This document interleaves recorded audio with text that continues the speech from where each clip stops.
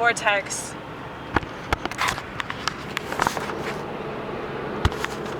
I was just reading this song and it made me contemplate, what does that mean?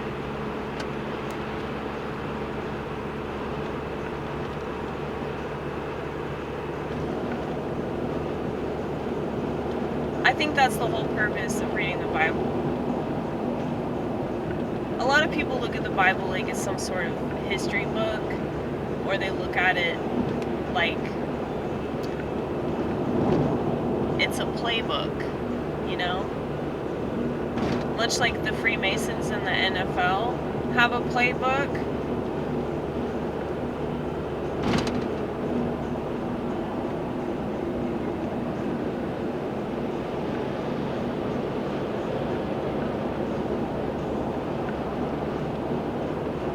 I think that the Bible was written for people to understand it and to apply it. Now, really sick people that run the world apply it in such a way that they exalt themselves to the level of deity. And, you know, that makes sense.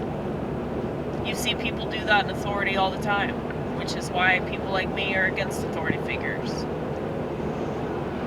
But the reason why authority exists is because people keep believing that it exists, you know? What's funny is that the same types of people that discount the whole idea of God are the same types of people that believe in other forms of authority. So they want to make these declarations like, you know, that's not really a sin. What is sin? What is evil?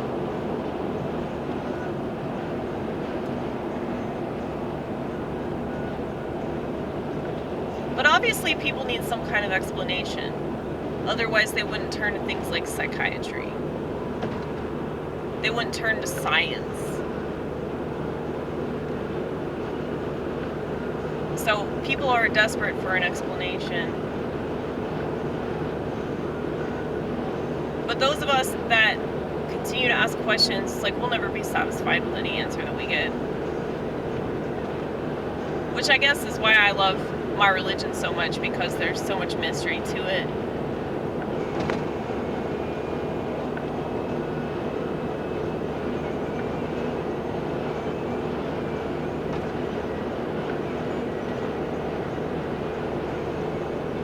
But like, I think that we are in a particularly dark time right now. And I know that many people have thought that in many an era. So it's not like this time is that much different from any other time. But I do think that human beings, if you could even call us that, are at a particularly low point. And it's because we think we have the answer.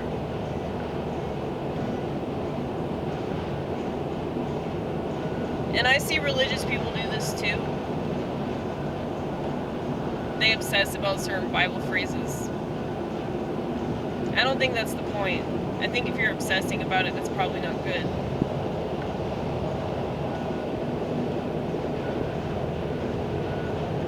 The point is to like lift your spirits. Lift your spirits and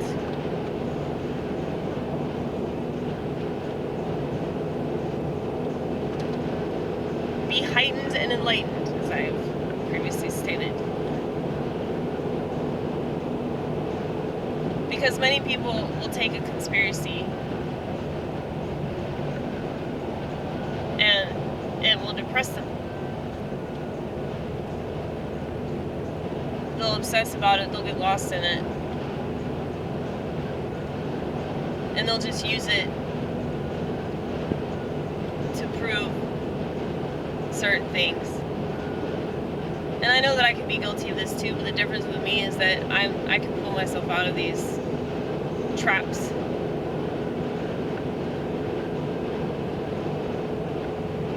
So if I am in a somewhat psychotic state, I'm not in that state for very long. Now, many people who might watch this channel argue that I'm always in a psychotic state because of my perspective. But the difference is, I don't really act like I'm in a psychotic state. And I definitely try not to make that anybody else's problem. And we live in a world that's increasingly making the personal political, and the personal being political is everybody's problem. So everything has to mean something. Everything has to have some significance. And I'm not saying that it doesn't. But I don't think that people are that deep. You know? First of all, people aren't inquisitive enough to actually give a fuck about things. Because in order to truly give a fuck, you have to be uncomfortable. And you have to be put in a place of unrest.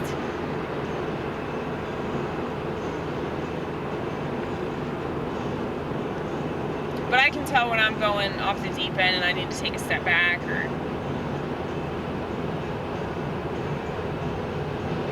not be so obsessive about something because it's not a positive thing for me. And I'm really, really blessed. Like, I'm so lucky to have that awareness. But since everybody's got this cellular phone that's discouraging them from seeing themselves,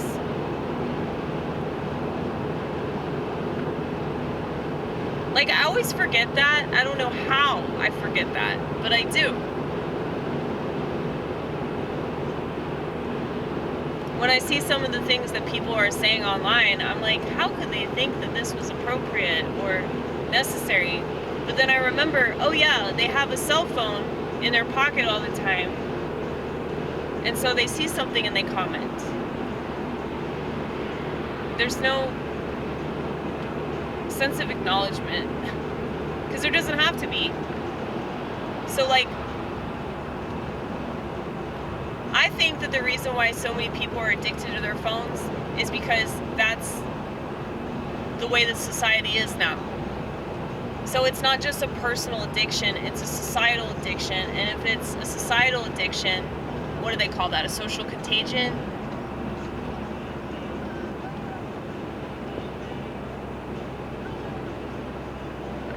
That's why if you go to any public place,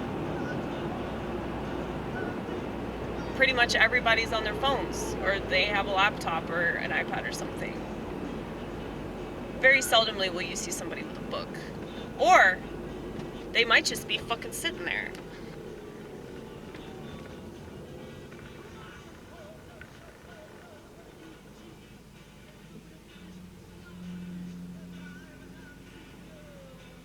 People don't know how to be bored.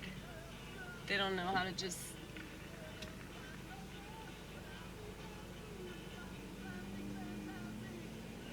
sit there with their lack of excitement.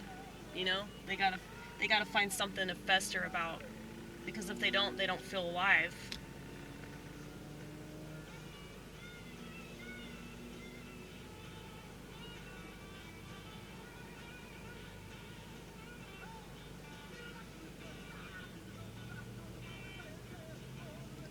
There's this guy that I do stand-up with. He hosts the mic at the East Room. His name's Josh Lewis. He told me about the dead internet theory. That a lot of these people on the internet are just bots. They're either bots or they act just like bots.